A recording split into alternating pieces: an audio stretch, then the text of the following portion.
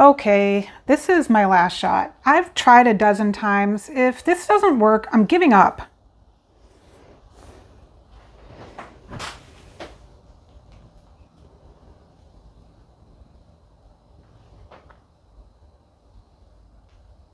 Wait, where am I? I better go home. Did you recently purchase a new Neptune 4 Max that keeps crashing and making grinding noises during homing? Have you tried to adjust your printer's homing settings but still haven't been able to fix the issue? Then maybe installing physical end switches is the answer you've been looking for. Today, we're going to modify an Elegoo Neptune 4 Max by installing physical X and Y end switches. There are two versions of this modification. The first uses switches taken from a donor Neptune 3 Max. The second uses cheap and commonly available end-stop switches designed for Creality and similar printers. While the switch for the X-axis in Neptune 3 and 4 printers has custom dimensions and really can't be found online, the Y-axis end-stop switch is basically identical to these more generic switches. If you prefer to perform the Neptune 3 version of the modification and you don't have a donor Neptune 3, you might be able to purchase some switches directly from Elegoo. While this is a medium difficulty printer mod, both versions are completely reversible as no cutting or drilling is involved. Reverting back to the original sensorless homing is fairly easy and straightforward if you ever have the need or desire.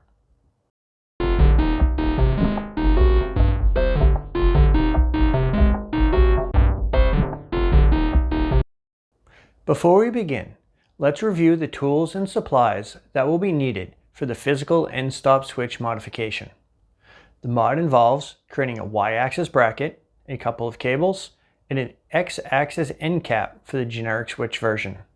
I've broken the tools list up into 4 groups, one for common supplies and one for each sub-assembly. The first group of tools and supplies are used throughout the modification and consist of a 3/16" wooden dowel, masking tape, a Phillips head screwdriver, a Neptune 3 X-axis end stop switch, if you will be performing the Neptune 3 version of the modification, a zip tie mount, and up to 6 zip ties, a 20mm long M4 screw, 1.5, 2, 2.5, and 3mm hex wrenches, diagonal cutters, and optionally a loop-in multimeter for checking wire crimp quality and continuity. You may also want a ruler or anything similar as well. As part of the modification, the heat bed will need to be taken apart, and I found using a ruler helps when reinstalling the bed leveling knobs.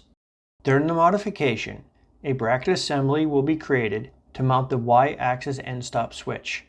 To build this assembly, a 3D printed bracket will be needed along with an end switch, either a generic switch or one taken from a donor Neptune 3, 4 8mm M3 screws, 2 M3 T-slot nuts, 2 M3 heat set threaded inserts, an M3 heat set soldering iron tip, a soldering iron, a small flat piece of metal, such as the end of a screwdriver, and some water. Please note, since this modification involves taking apart the Neptune 4 Max printer, unless you have a second printer, you need to print the bracket prior to starting this modification. The link to the bracket's model is available in the video's description. The generic switch version of the modification requires creating a new end stop assembly for the X-axis. Like with the Y-axis bracket, this assembly requires a printed part that should be created prior to starting the main part of the modification. The link to the model file is in the video's description. In addition to the printed part, a switch is needed along with 2 10mm M3 screws.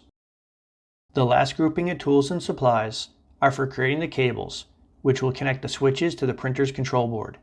The cables will be made from 3-conductor, 24-gauge ribbon cable.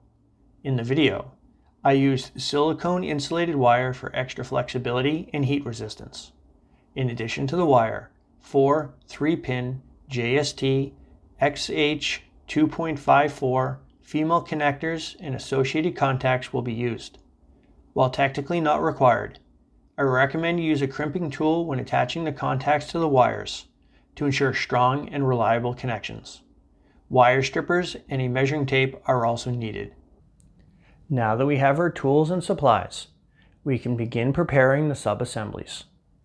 We will start with the Y-axis bracket, then the X-axis end cap for the generic switch version of the modification, and then finish up with the cables. Once those are complete, we can start on installing them in the printer. Let's start the printer modification by preparing a custom Y-axis end stop mounting bracket. Unless you have multiple 3D printers, printing the bracket needs to be the first step since it requires a working printer. A link to the bracket's STL file is in the description. Most filament types, including PLA, should be fine for this part. The Y-axis end stop bracket requires 2 heat-set threaded inserts for mounting the switch, which we will now install. While your soldering iron is still often cold, install the M3 heat-set tip and turn your soldering iron on, setting it to approximately 450 degrees Fahrenheit or 232 degrees Celsius.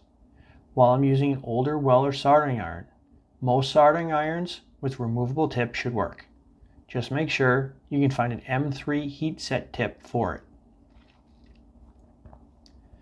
Once the iron has reached temperature, carefully insert a threaded insert into one of the mounting holes.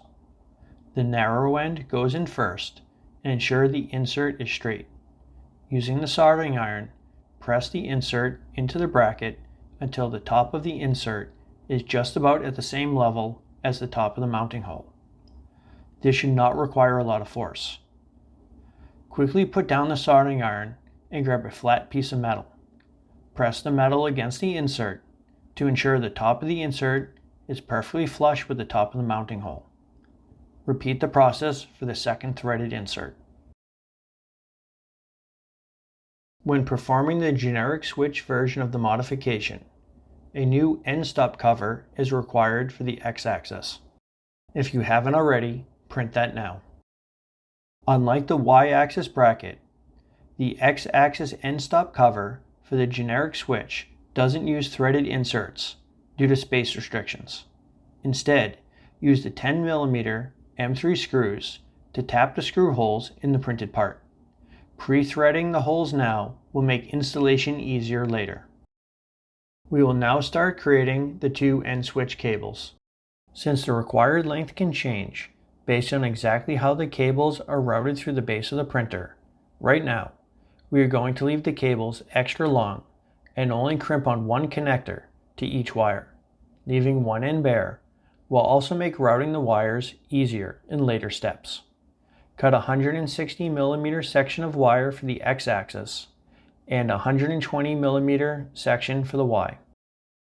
The end stop switches and the control board in the Neptune 4 Max all use JST XH 2.54mm pitch connectors, which require crimping contacts onto each conductor in the wires. Before the contacts can be crimped on, however, the ends of the wires need to be split. On one end of each wire, pull the conductors apart approximately 10mm. With the wire split, we can now strip about 1.5mm of insulation from each conductor.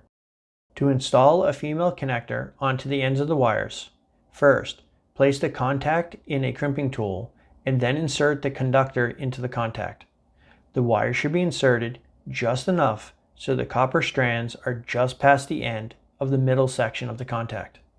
The insulation should be fully within the end section of the contact, but not in the middle. Squeeze the ratcheting crimping tool to crimp the contact. To finish attaching the connectors, we need to insert the contacts into the female housings. On the housing, one side has a small notch to indicate pin 1. If your ribbon cable has markings on one of the conductors, make sure that conductor is inserted into the opening for pin 1. The cables need to be straight through, meaning pin 1 connects to pin 1 and pin 3 connects to pin 3. Making the marked conductor pin 1 helps to ensure the second connector will be installed properly later in the modification. If the connector is installed backwards, there might be a short, which could damage the printer. If you are performing the modification with end stop switches coming from a donor Neptune 3 or 4 series printer, the switches can now be removed from that printer. First, ensure the donor printer is turned off and unplugged. Now, we can remove the X-axis end stop switch. Be careful while unplugging the wire, since the connector can easily be damaged. The 3 screws are removed using a 2mm hex wrench.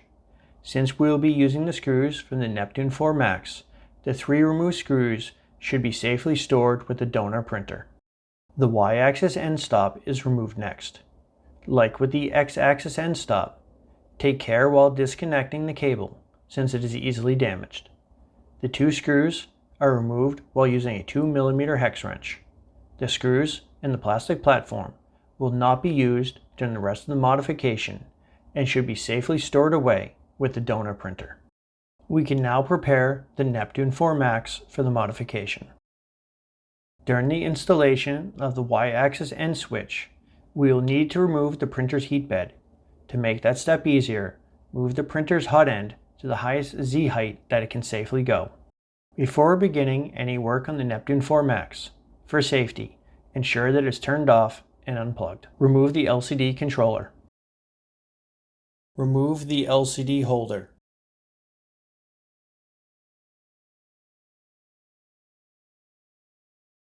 Remove the tool tray. Remove any filament that might be loaded in the printer. Remove the side main cable clip. Remove any main cable holders.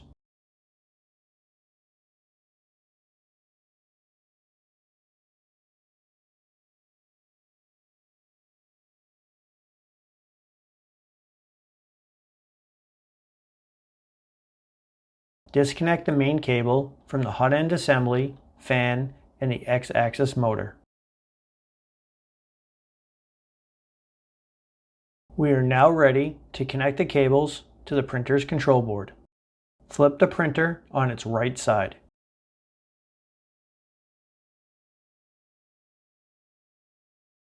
Now, we need to remove the bottom cover. There are only 2 screw lengths, with the shorter screws being used in the middle and the back. While removing the cover, you will need to disconnect the fan.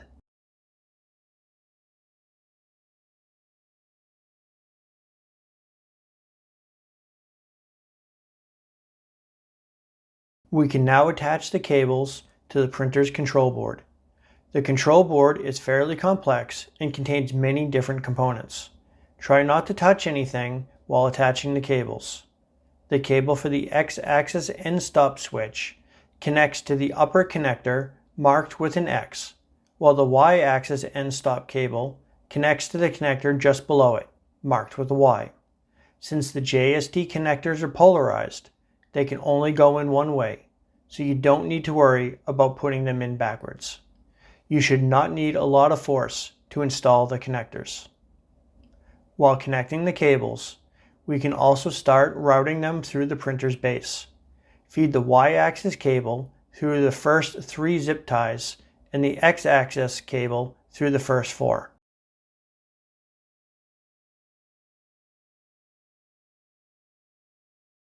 We can finish routing the Y-axis cables by attaching a zip tie mount near the Y-axis motor and zip tying the cable to it.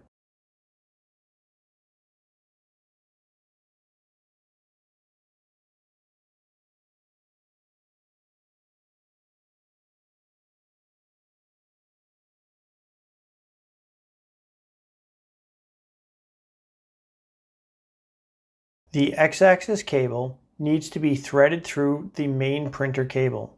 First, remove the final zip tie so the main cable can be pulled away from the printer's base.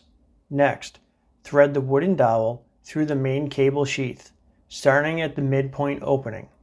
Once the dowel is through, use tape to secure the cable to the dowel, and using the dowel, pull the cable through the sheathing. The tape and dowel can now be removed.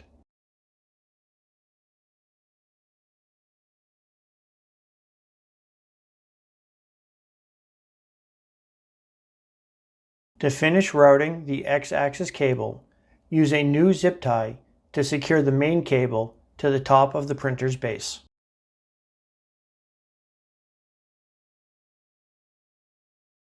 We can now reinstall the printer's bottom cover and reconnect the fan. When screwing in the screws, remember that the longer screws go on the outside and the smaller screws are for the middle and back. I recommend keeping the screws fairly loose until they are all in the printer. At this point, you can tighten them up.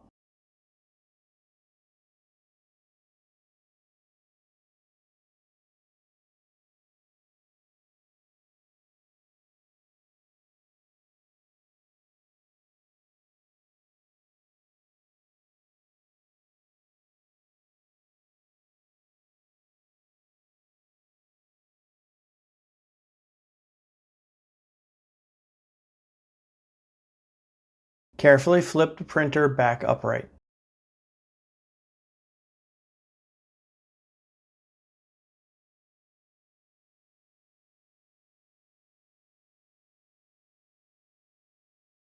Installing the X-axis end stop. Reconnect the main cable, clamps, and holders.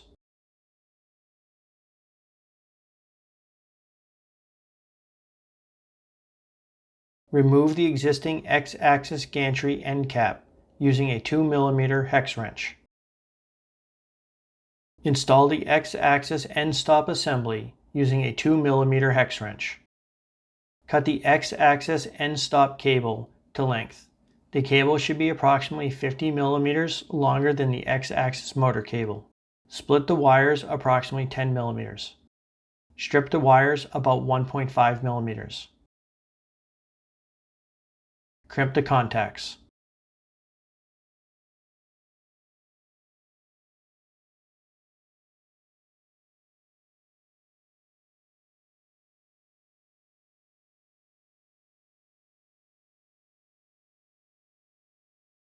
Insert contacts into housing, making sure the contact for the marked conductor goes into the location for pin number 1, indicated by the notch on the side of the housing. Plug the cable into the X-axis end switch. Feed the cable through the printed end cap.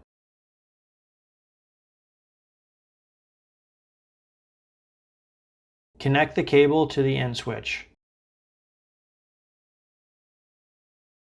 Screw the switch into the end cap using two 10mm M3 screws and a 2.5mm hex wrench.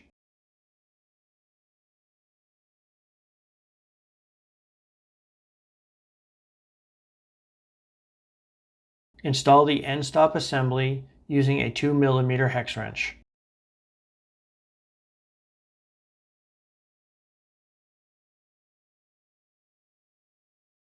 Installing the Y-axis end stop switch.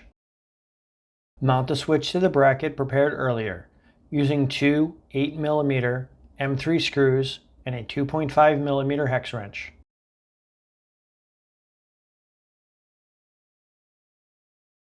Remove the PEI sheet. Remove all 6 leveling knobs and screws. Disconnect the bed accelerometer cable very carefully. Remove the 2 central bed screws using a 2.5mm hex wrench, pressing down on the bed to prevent it from popping up. Carefully place the heat bed behind the printer.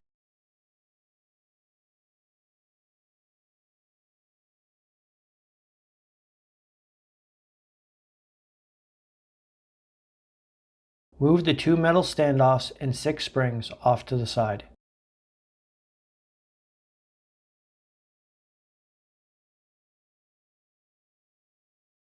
Move the existing 25mm M4 Y-axis limit screw to the open hole using a 2.5mm hex wrench.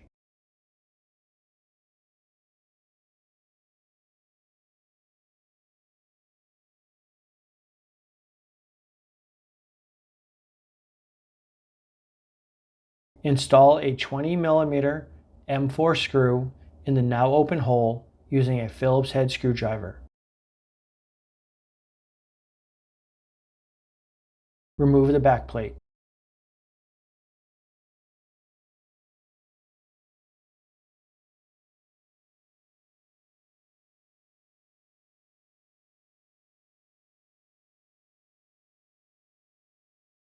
Remove the Y-axis belt tension knob. Remove the Y-axis belt from the Y-axis motor. Slide the Y-axis end stop bracket into place.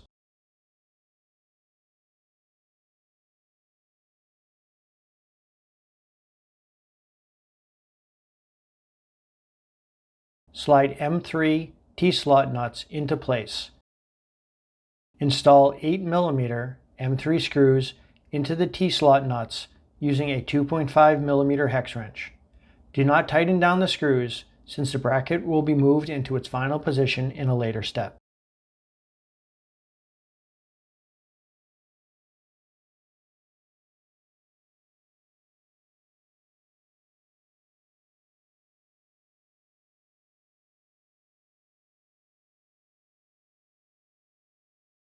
Place the back plate back into position using only 2 screws.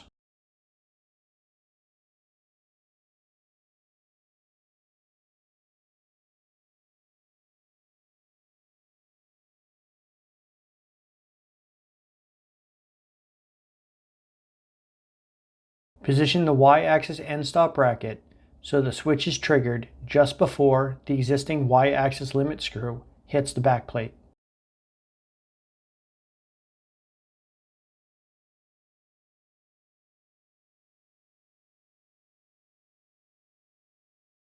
Remove the back plate.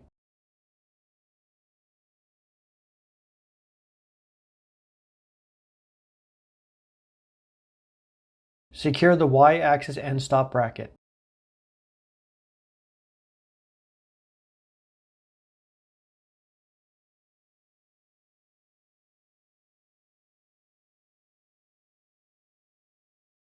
Cut the Y-axis end stop switch cable to length.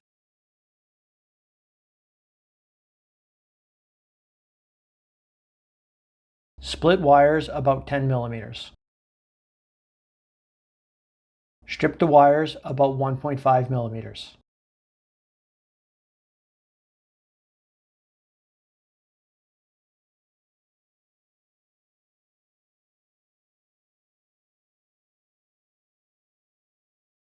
Crimp the contacts.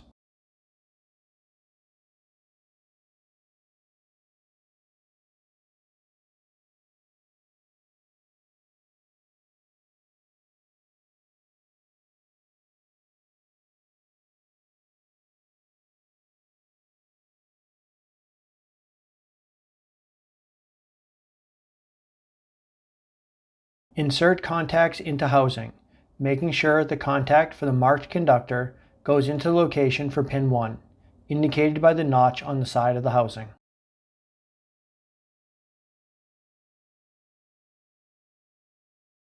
Plug the cable into the Y-axis end stop.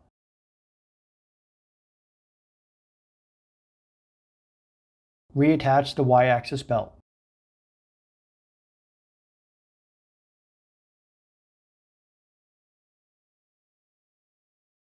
Retension the Y-axis belt, ensuring it is not caught in the base plate bracket. Reinstall the back plate using M2 and M3 hex wrenches.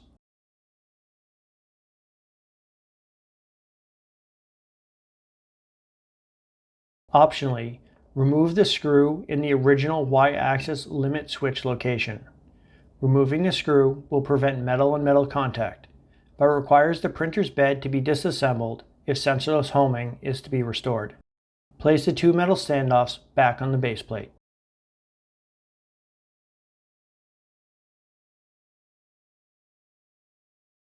Carefully place the heat bed on top of the standoffs.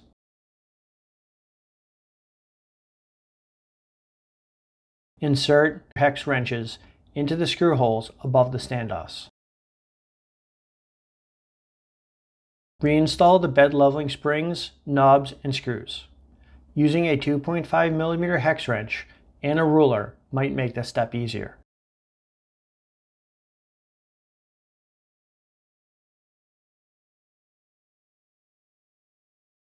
Reinstall the center bed screws using a 2.5mm hex wrench. Push down on the bed to ensure the screws are fully inserted. reattach the accelerometer cable.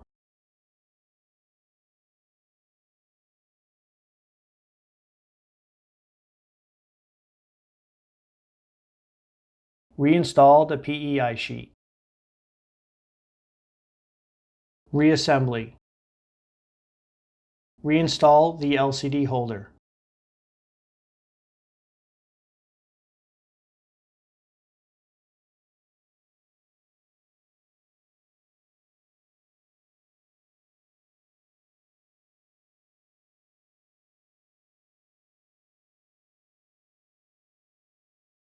Reconnect the LCD controller.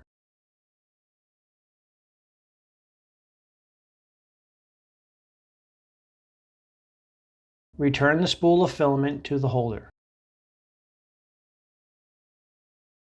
Reinstall the tool tray. Plug the printer back in.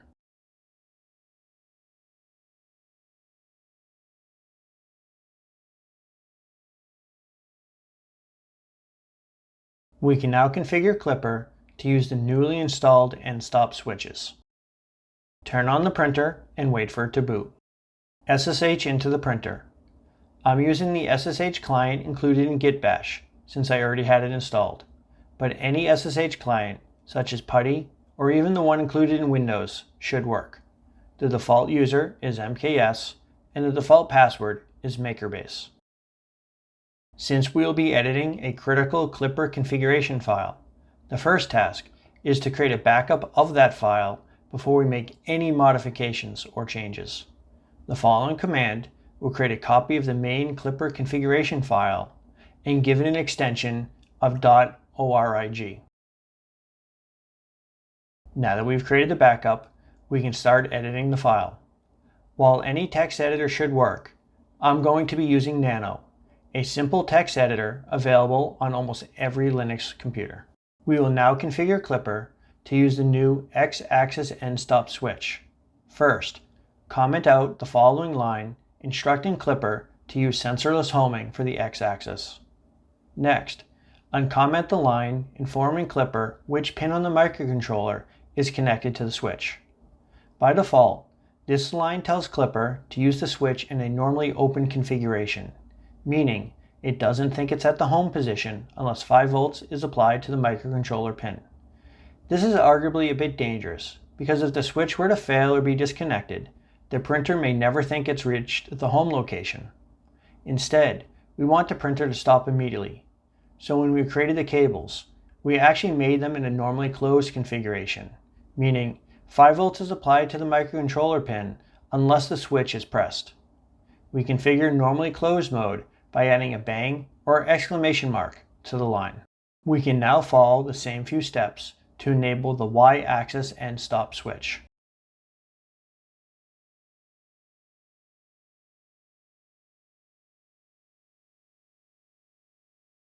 We have finished configuring Klipper, so we can close the file.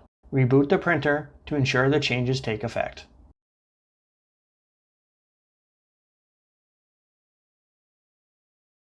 We can now test homing with the physical switches. Click the Home button on the printer's LCD controller.